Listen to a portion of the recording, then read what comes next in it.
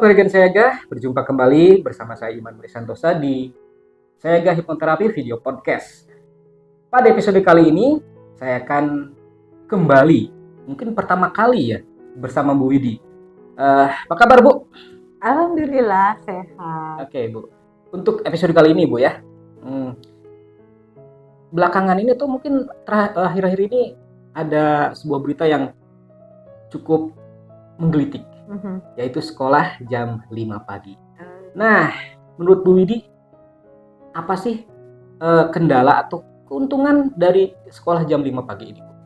Baik, saya juga mengikuti berita itu ya. Awalnya juga saya berpikir sebenarnya ini diberlakukan sekolah jam 5 pagi itu sebenarnya ada maksud apa gitu kan. Karena kita tahu jam 5 pagi walaupun ini kan ada di daerah timur ya yang memang lebih dulu dari kita.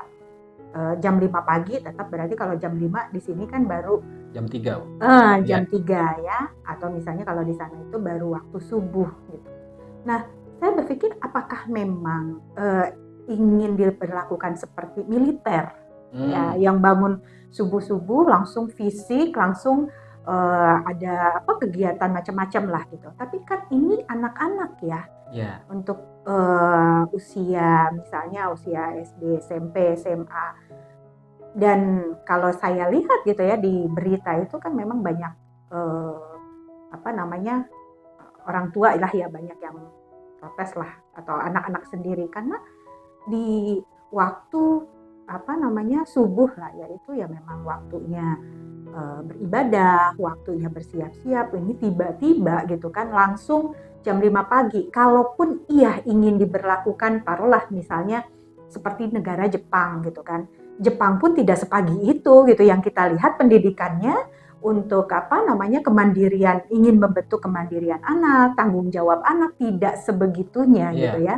Ini tidak yang langsung tiba-tiba jam 5, mungkin harus bertahap. Ya, yang saya lakukan juga kan ketika ingin merubah perilaku kepada anak-anak, kebetulan saya concern di tumbuh kembang anak. Saya ingin merubah perilaku anak itu kan setahap demi setahap yang harus dirubah, tidak yang langsung sekaligus kita mentargetkan suatu pencapaian yang dilakukan oleh anak. Nah, jadi kalau secara psikologis tentu untuk anak sendiri akan merasa bahwa ini ada seperti tekanan ya, tiba-tiba ya jam 5 pagi berarti bangun harus jam 4 pagi. Kebayang jam 4 pagi gitu kan, kalau di sini ya sama lah jam 4 pagi juga gitu. Itu untuk anak masih terlalu terlalu pagi lah.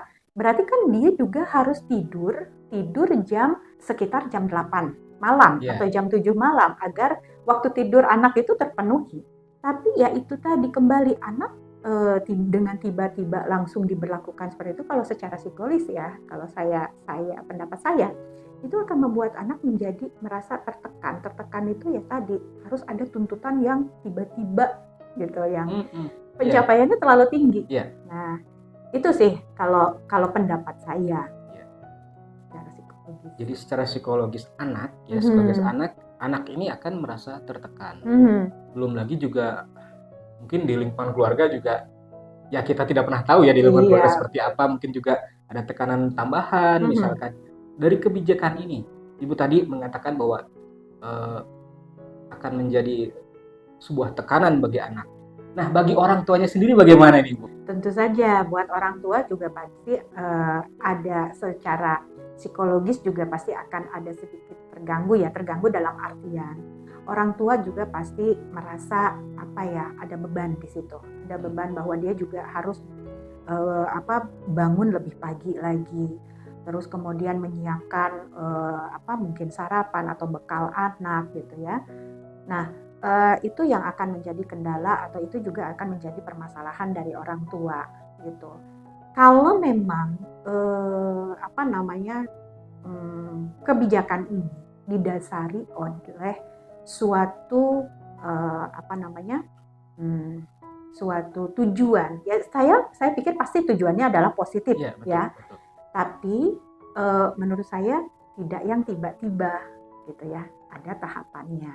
Dan itu juga harus ada ini dulu sosialisasi dulu kepada masyarakat, betul, gitu. Apa yang ingin dicapai, apa yang ingin dirubah, gitu. Itu ada baiknya seperti itu, gitu, agar orang tua tidak merasa terbebani, anak juga tidak merasa menjadi bahwa ini adalah suatu tuntutan yang akhirnya mereka menjadi secara psikologis pastilah tidak enak, gitu ya. Jadi otomatis dari segi orang tua juga ya, dari anak apalagi, gitu kan. Nah, yang pernah saya lihat beritanya juga, waktu pembelajarannya juga sama kok, ketika dia jam 7 misalnya 5 jam, otomatis sekitar jam 1 pulang. Nah, ini kalau misalnya jam 5 berarti jam 10 pulang. Terus sisanya ngapain, gitu kan? Itu yang harus perlu diperhatikan juga, gitu. Kalau memang ada perubahan, berarti kan wacana perubahannya disosialisasikan, dan juga kalau memang ada tujuan di balik perubahan itu yang ya saya yakin juga semuanya juga pasti menginginkan perubahan yang baik, gitu. Nah, sebaiknya itu juga harus disampaikan kepada masyarakat, gitu. Jadi pada akhirnya secara masyarakat juga boleh dibilang nggak kaget lah, gitu. Betul. Selain itu, Bu, pengaruh apa lagi dari kebijakan ini yang bisa mempengaruhi bahkan satu keluarga, ya, Bu, ya? Apa saja sih, Bu? Selain beban untuk orang tua, selain tekanan untuk anak, dari belajarnya sendiri bagaimana, Bu? Karena kan tetap saja kan 5 jam. Iya. Gitu. Nah, walaupun nanti akhirnya tidurnya bergeser juga, Bu. Betul. Yang pasti akan ada perubahan waktu kegiatan, ya. Waktu kegiatan. Mungkin untuk mohon maaf gitu kan, untuk agama tertentu yang tidak melakukan ibadah di subuh gitu, atau di waktu subuh, itu akan sangat memberatkan. Tapi kalau untuk orang-orang yang atau masyarakat yang melakukan ibadah subuh, ya mungkin sudah menjadi kebiasaan, itu tidak akan masalah. Hanya saja sedikit masalah yang ya tadinya agak santai karena anak-anaknya pergi, misalnya sudah siap-siap jam 6 pagi, sudah mulai ada yang berangkat sekolah. Kalau misalnya jaraknya jauh, ataupun misalnya agak macet di jalan gitu kan, karena jam 7 rata-rata anak sekolah kan sudah mulai masuk ya. Ada yang agak pagi untuk beberapa sekolah, misalnya jam 7 kurang 15 gitu. Nah, pasti di sini adalah waktu yang akan berubah gitu. Yang biasanya jam 6 udah mulai berangkat, ini jam 4 sudah mulai berangkat. Kebayang ya, anak mungkin, apalagi untuk anak-anak yang masih ngantuk-ngantuk gitu, walaupun misalnya tidurnya jam 8 atau jam 7 malam gitu mulai tidur. Kemudian siang, nah ini jadi pada akhirnya waktu siang lebih banyak kosong ya, kecuali kalau misalnya si ibu atau orang tua memberikan kegiatan-kegiatan les atau apapun itu, mungkin bisa penuh waktunya gitu, atau ada waktu bermainnya lebih banyak. Tapi pada akhirnya kan seolah-olah istirahatnya yang kurang, karena punya kebiasaan tadinya jam 9, tidurnya bangun jam 5 atau jam setengah 5, kemudian siap-siap. Ini enggak, atau mungkin jadi pada akhirnya jam 7 sudah harus tidur. Itu kan metabolisme tubuh yang tadinya harus tidur jam 9 jadi jam 7. Yang bangunnya tadi jam 5 atau setengah 5 mungkin harus setengah 4 anak-anak mulai bangun. Apalagi kalau misalnya orang tuanya harus lebih pagi lagi. Lebih pagi lagi jam 3. Jam 3, ya. Nah, itu paling ada perubahan waktu atau kegiatan-kegiatan yang memang biasanya dilakukan jam-jam tertentu jadi berubah. Itu sih yang lebih banyak perubahannya. Nah, dari segi perubahan-perubahannya, mungkin jika kita membandingkan dengan misalkan di Jakarta, ya di Jakarta memang kepadatan lalu lintas. Iya. Tapi kan tidak masuk jam 5 juga, Bu, ya kan? Mereka berangkat jam 5 karena jam 7 harus sampai sekolah. Kepadatan lalu lintas yang begitu luar biasa. Artinya kan dengan di daerah yang kemungkinan besar juga tidak macet. Nah, kita tidak tahu ya daerahnya apakah macet atau tidak.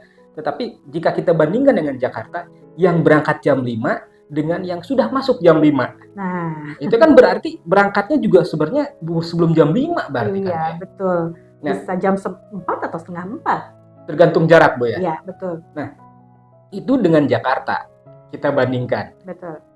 Jika kita bicara disiplin, apakah ini benar-benar untuk membangun kedisiplinan atau memang hanya untuk membangun karakter saja? Nah, kalau kita lihat tujuannya itu untuk apa? Kalau seandainya untuk kedisiplinan, saya rasa ada cara lain.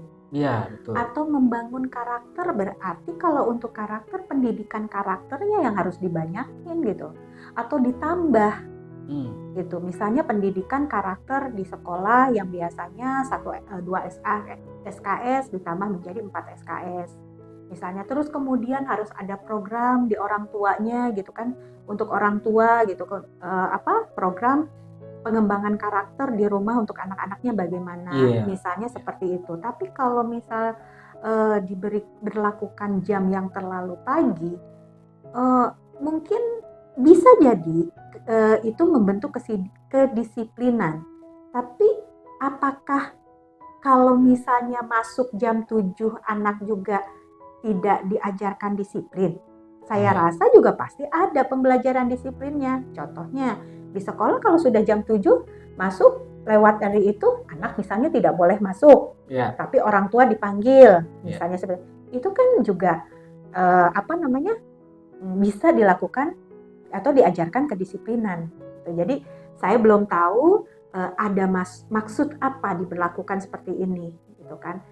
Yang saya rasa pasti untuk beliau yang melakukan pemberlakuan ini pasti ada hal yang baik.